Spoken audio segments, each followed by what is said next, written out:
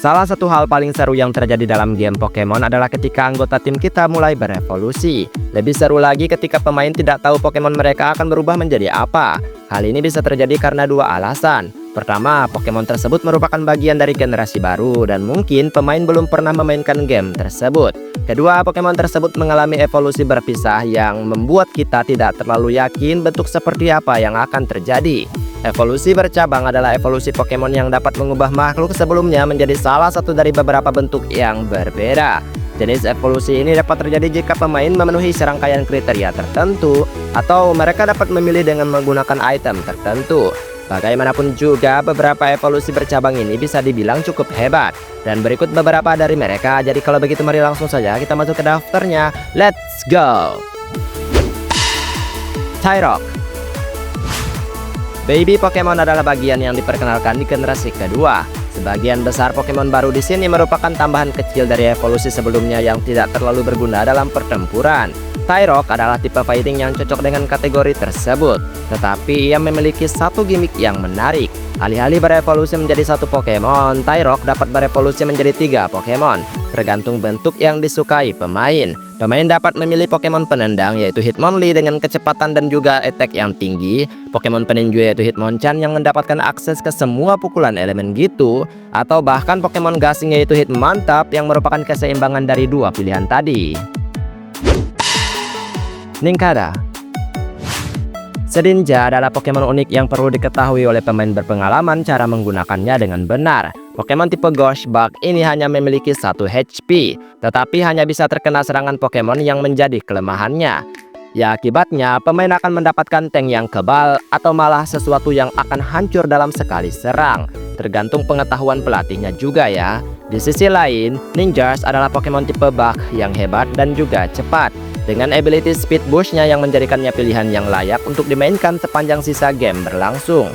Oleh karena itu, hasil evolusi terpisah Nincada memiliki manfaat besar dalam kedua hal berbeda.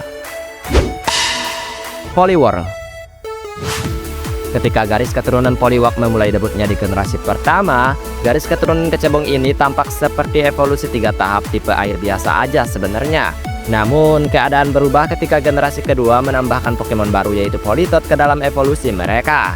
Pemain kini dapat memilih antara merevolusikan Poliwhirl mereka menjadi Poliwhirl yang perkasa atau Politoed yang lebih tenang gitu. Berevolusi menjadi Poliwhirl akan memberikan Pokemon tersebut tipe petarung, tetapi Politoed tetap bertipe air. Pilihan ini bergantung pada performa tim pelatih, dan statistik spesial attack Politoed sebesar 90 menjadikannya tipe air yang sangat solid untuk dibawa ke Elite Four. Snorunt. Glalie adalah evolusi terakhir yang hebat untuk Pokemon tipe Ice yaitu Snorunt, di mana mereka diperkenalkan di generasi ketiga. Bola besar ini memiliki total statistik dasar 480 dan bahkan mengalami Mega Evolution di generasi ke-6. Oleh karena itu, banyak pemain telah menggunakan Glalie sebagai bagian dari tim mereka di masa lalu dan meraih kesuksesan besar.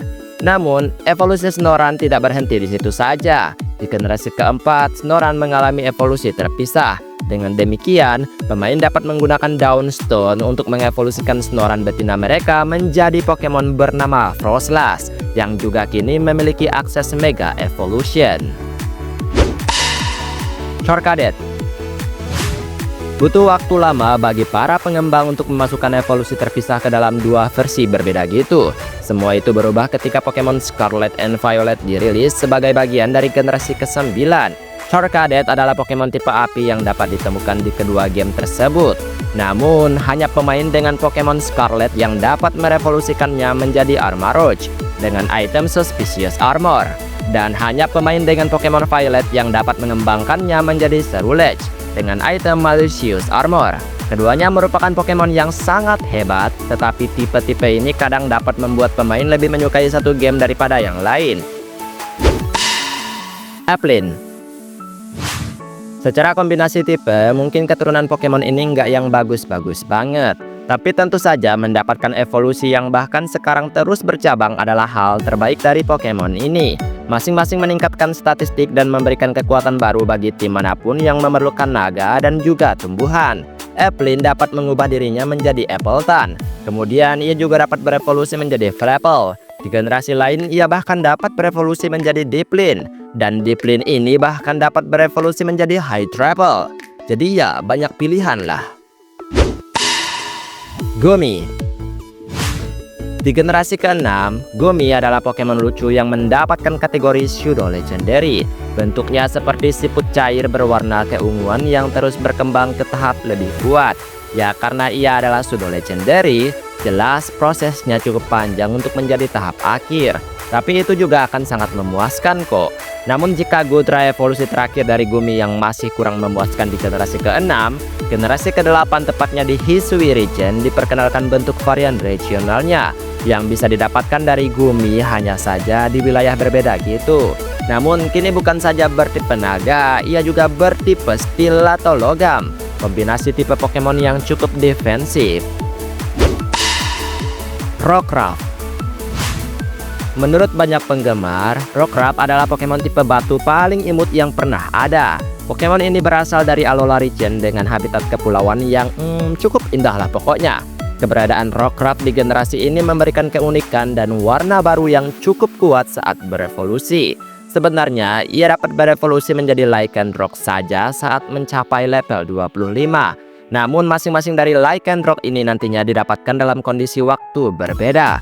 Ada Lycanroc Daytime yang sederhana dengan statistik speed yang tinggi, Lycanroc Midnight yang sangar dan juga attack-nya tinggi, serta ada juga Lycanroc Dark yang langka dengan attack dan speed yang tinggi dan juga cukup bagus. Ya semua tergantung pilihan dan waktu kalian merevolusikannya. Kirlia. Bentuk evolusi Pokemon yang akan diterima pemain ini bisa dibilang cukup mudah dipahami.